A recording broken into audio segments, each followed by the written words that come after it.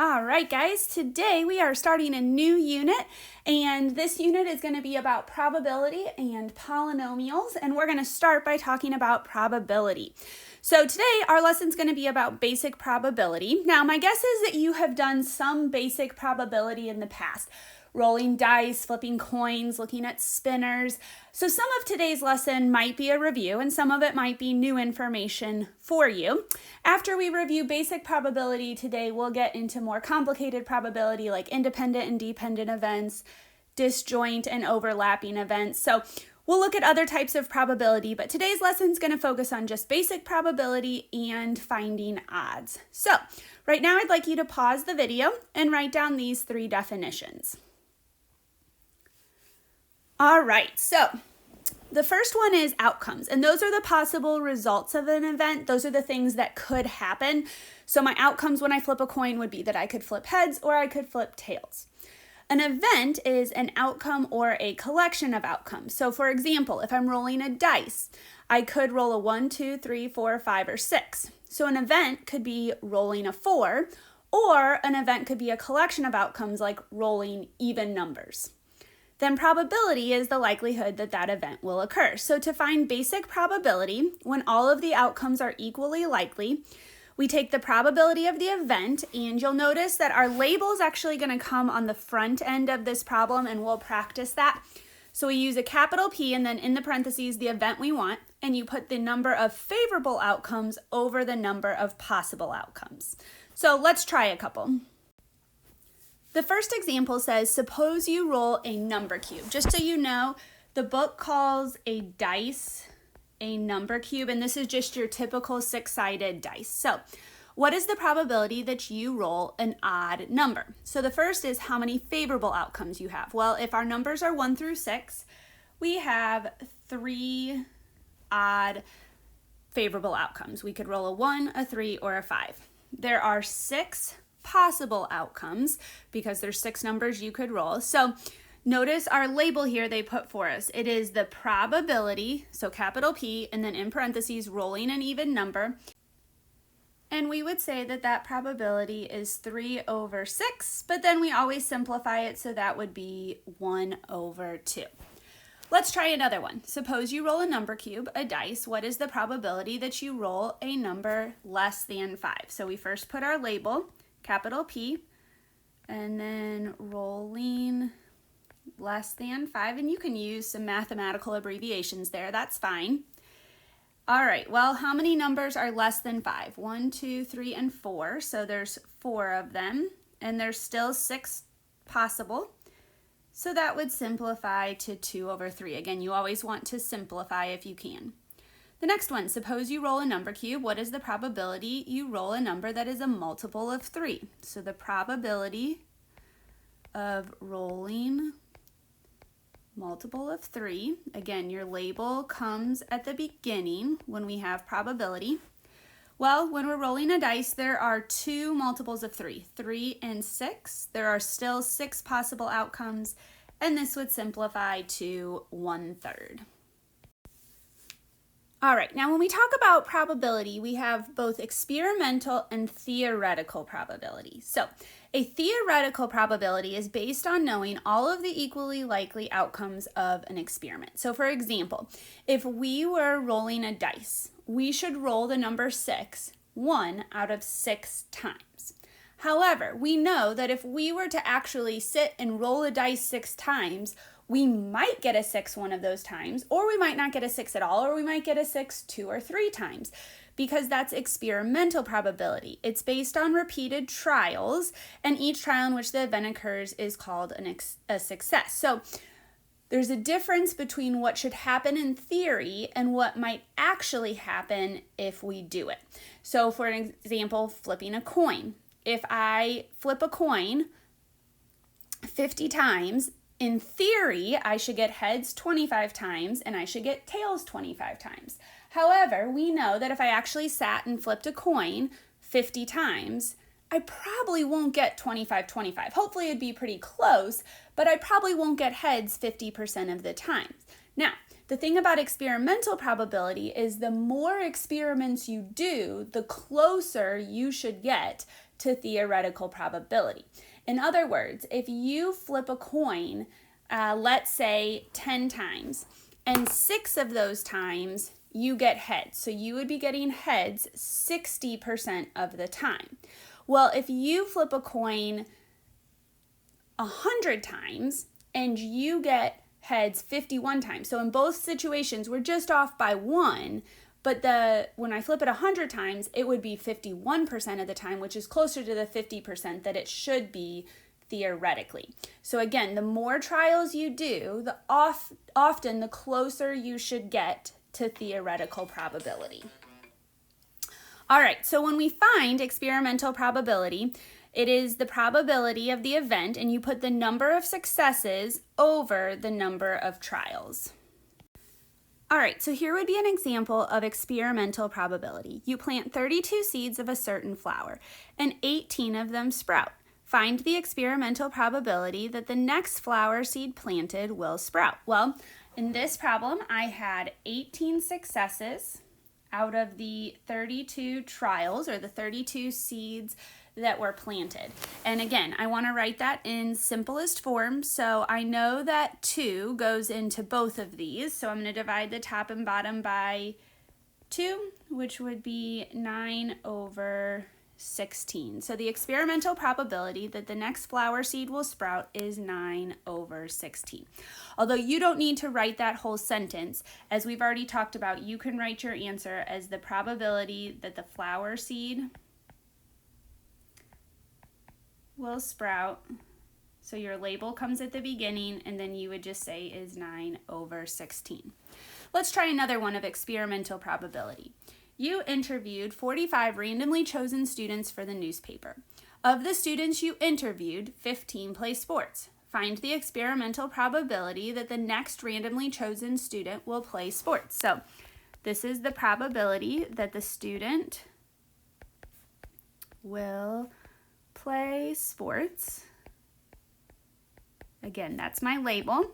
And on this one, the number of successes was 15. The number of total trials was 45. And then I do want to simplify that. I know 15 goes into both of those, and so simplest form would be 1 over 3. All right, why don't you pause the video right now and try number 2. When you're ready to check your answer, press play again. All right, in simplest form, your answer should be that the probability that you make a hole-in-one on the last hole would be 11 out of 64. You start with 44 out of 256. I divided by 2 twice, or you could divide by 4, and that would give you the simplified answer. All right, now as we talk about probabilities, our probability can range anywhere from 0 to 1. And the closer the probability of an event is to 1, the more likely it will occur. So obviously, if we said, even on the last example, this would be amazing, but like 256 golfers out of 256 made a hole-in-one, well then that is a probability that simplifies to 1, so there's 100% probability that that will happen. So we have this scale here that hopefully is pretty intuitive, that how we interpret probabilities. So if the probability is 0, that is something that will never happen. And think, if I told you we were rolling a number cube and asked what is the probability of rolling a 10, we would know that that is an event that can never happen. No matter how many times you roll that dice, it's never going to happen, or sometimes we can say it is impossible. It is impossible to roll a 10 on a number cube that only goes from 1 to 6. If the probability is 25 hundredths or 25%, that is an unlikely event. It can happen, but it's unlikely. If it is 50%, then obviously that occurs half the time.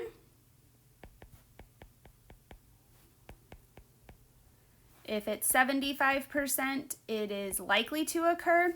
And if the probability is 1, it is certain. So for example, if we go back to our number cube, if I asked what's the probability of rolling a number less than 10, that's going to happen every single time. Every single time you roll that dice, you're going to get a number less than 10. So that would be a certain event, or a probability of 100%.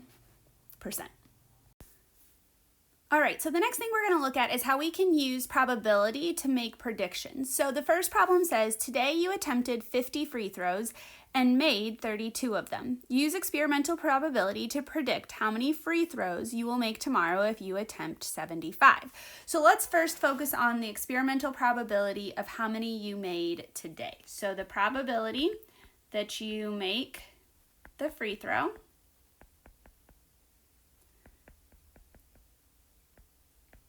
today is 32 out of 50 times.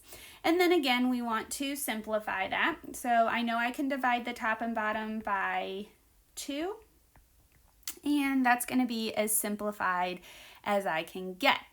But now I can use that probability to make a prediction about the future. So if tomorrow you attempt 75, basically you're saying, well, if I have 16 out of 25 today, and I multiply that by the 75 that I'm planning on shooting tomorrow, I can figure out how many of those I would make. So there's a couple ways you could approach this. One might be that it would be easiest to turn that fraction into a decimal.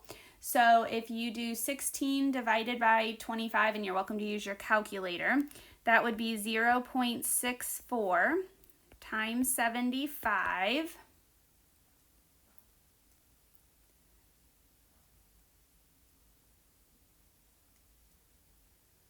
And that would be 48.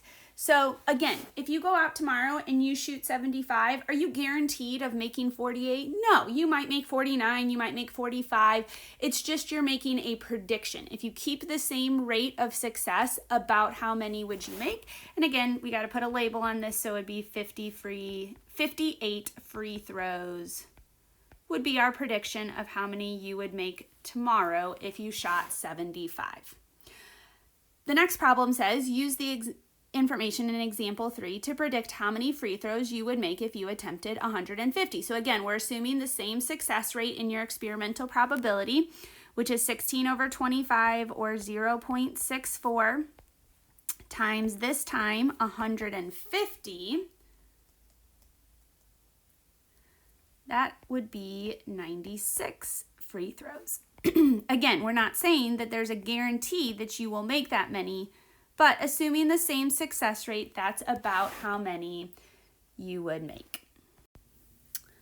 All right, the last thing we're going to take a look at in our lesson today is called odds and finding the odds. So when all of the outcomes are equally likely, if we take the ratio of the number of favorable outcomes, the times it would happen, and compare that to the number of unfavorable, the number of times it wouldn't happen, we call that the odds in favor of something happening, an event.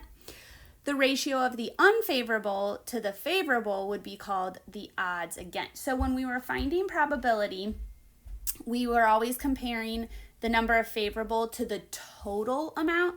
And when we find odds, we're not comparing it to the total number of outcomes, but we're comparing the likelihood that it happens to if it doesn't, or if it doesn't to that it does. So just be careful because in this ratio, we're comparing something different. Let's look at a couple examples to try. All right, so the first problem says, suppose you randomly choose a number between 1 and 20.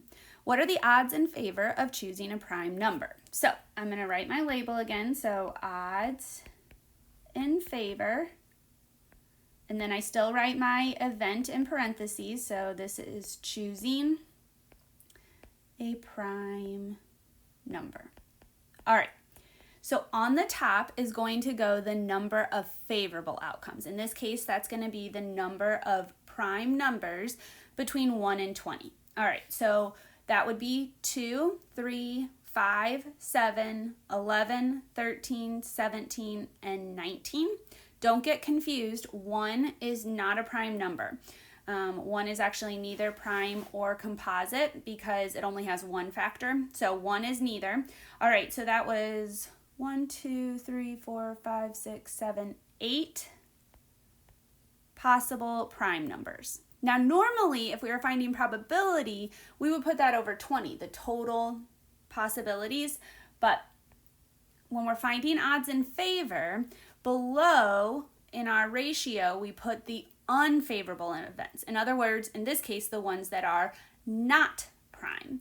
Okay, and so there would be 12 that are not prime. It would be 1, 4, 6, 8, 9, 10, 12, 14, 15, 16, 18, and 20. Those would be the ones that are not prime. All right, and then just like always, I do want to simplify this. So 4 goes into both of those, and this simplifies to 2 over 3. So remember, odds in favor, we're putting the favorable outcomes over the unfavorable. The next one says, what are the odds against? So I'm going to put odds against, but my event is the same. It is, again, choosing a prime number. Well, if it's odds against, on the top you put the unfavorable outcomes. So in this case, that's 12. On the bottom now, you put the favorable outcomes, which is 8. So this would be 3 over 2. And as we've talked about, in a ratio, the order does matter. So it matters what you're putting on the top and it matters what you're putting on the bottom. I would encourage you when you do these problems to keep referring back to these ratios to make sure that you're setting them up correctly. All right, why don't you now try number 1, part A and B. When you're ready to check, press play. All right, so check your answers with mine. Remember on part A, since it was odds in favor, on the top I put the favorable event would be choosing a consonant. So on the top I put the number of consonants, and then on the bottom I put the number of, in this case it would be vowels or not consonants, because that would be the unfavorable events. And then that can't be simplified anymore, so that's done. If it was odds against choosing an A, remember on the top, if it's odds against, you put the unfavorable. So in this case, that would be not an A. And on the bottom, you put the favorable. In this case, that would be choosing an A. That's 9 to 3. And so that simplifies to 3 to 1. Remember, this is a ratio, so don't just write 3. It has to be 3 to 1, but we do always want to simplify. All right, so make sure, as you are working on your worksheet, that you are careful to pay attention to whether it's asking you for probability or whether it's asking you for odds. Have a good day.